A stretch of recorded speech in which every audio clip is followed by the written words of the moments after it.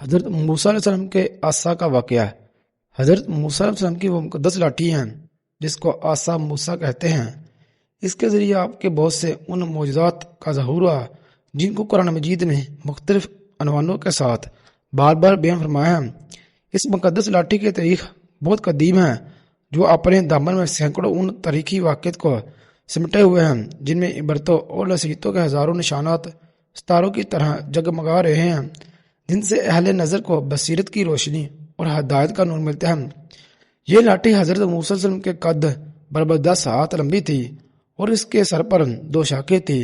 جو رات میں مشرق کی طرح روشن ہو جا کرتی تھی۔ یہ جنت کے درخت پیلوں کی لکڑی سے بنائی گئی تھی اور اس کو حضرت آدم علیہ السلام بحشت سے اپنے ساتھ لائے تھے۔ حضرت آدم علیہ السلام کے ساتھ عود خوشبودار لکڑی،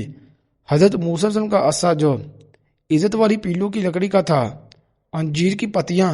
ہجرت اسود جو مکہ معظمہ میں ہے، اور نب معظم حضرت سلمان علیہ السلام کی انگوٹھی، یہ 5 چیزیں جنت سے اتاری گئی۔ حضرت آدم علیہ السلام کے بعد یہ مقدس عصا حضرت انبیاء کرام علیہ السلام کو یکے بعد دیگرے بطور میراث کے ملتا رہا،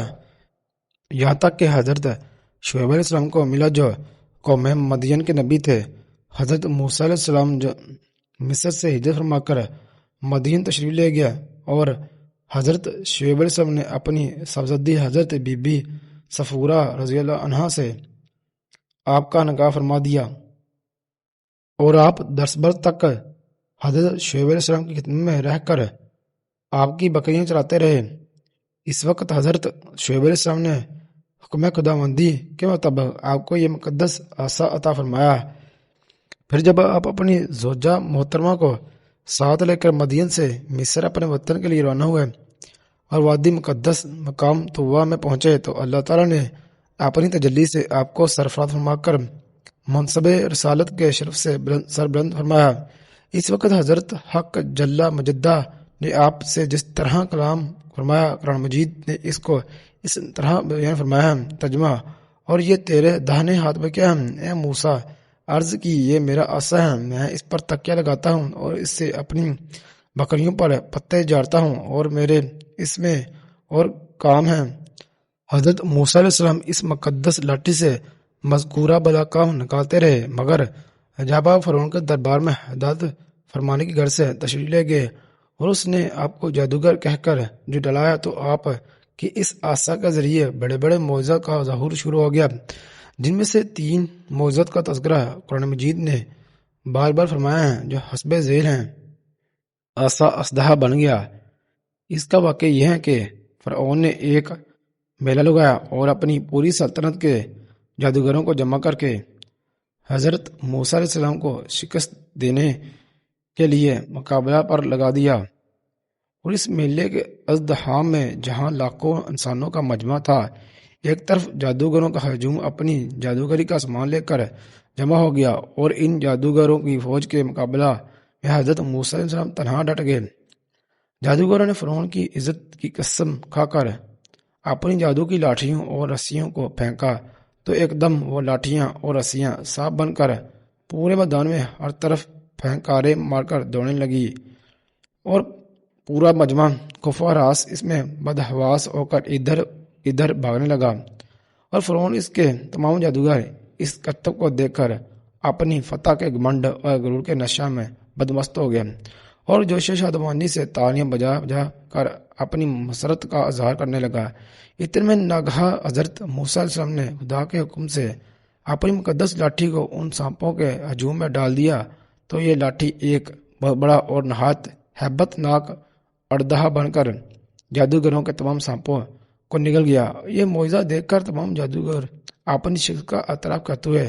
سجدہ میں گر پڑے اور بآواز بلند یہ اعلان کرنا شروع کر دیا کہ ہم سب حضرت ہارون اور حضرت موسیٰ علیہ السلام کے رب پر ایمان لائے۔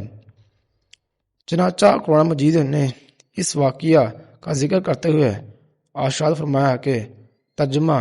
بولے اے موسیٰ، یا تو تم ڈالو یا ہم پہلے ڈالے۔ موسیٰ نے کہا بلکہ تمہیں ڈالو۔ جبھی ان کی رسیاں اور لاٹھیاں ان کے جادو کے زور سے ان کے خیال میں دوڑتی معلوم ہوئی تو اپنے موسیٰ نے کھو پایا۔ ہم نے فرمایا ڈالنی بے شک تو ہی غالب ہے، اور ڈال تو دے جو تیرے داہنے ہاتھ میں ہیں، اور ان کی بناوٹوں کو نگل جائے گا۔ وہ جو بنا کر لائے ہیں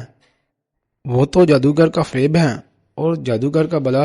نہیں ہوتا، کہیں وہ تو سب جادوگر سجدے میں گرا لیے گئے۔ بولے ہم اس پر ایمان لائے جو ہارون اور موسیٰ کا رب ہیں۔ آسا ماننے سے چشمہ جاری ہو گئے۔ بنی اسرائیل کا اصل وطن ملک شام تھا، لیکن حضرت یوسف علیہ السلام کے دور حکومت میں یہ لوگ مصر میں آ کر آباد ہو گئے، اور ملک شام پر قوم عمالقہ کا تسلط اور قبضہ ہو گیا، جو بدترین قسم کے فار تھے۔ جب فرعون دریا نیل میں غرق ہو گیا تھا اور حضرت موسیٰ علیہ السلام کو فرعون کے خطرات سے اطمینان ہو گیا، تو اللہ تعالیٰ نے حکم دیا کہ قوم عمالقہ سے جہاد کر کے ملک شام کو ان کے قبضہ و تسلط سے آزاد کرائیں۔ چنانچہ آپ 6 لاکھ بنی اسرائیل کی فوج لے کر جہاد کے لیے روانہ ہو گئے، مگر ملک شام کی حدود میں پہنچ کر بنی اسرائیل پر قوم عمالقہ کا ایسا خوف سوار ہو گیا کہ بنی اسرائیل ہمت ہار گئے اور جہاد سے منہ پھیر لیا۔ اس نافرمانی پر اللہ تعالیٰ نے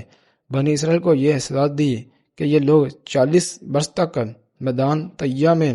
بھٹکتے اور گھومتے پھرے اور اس میدان سے باہر نہ نکل سکے۔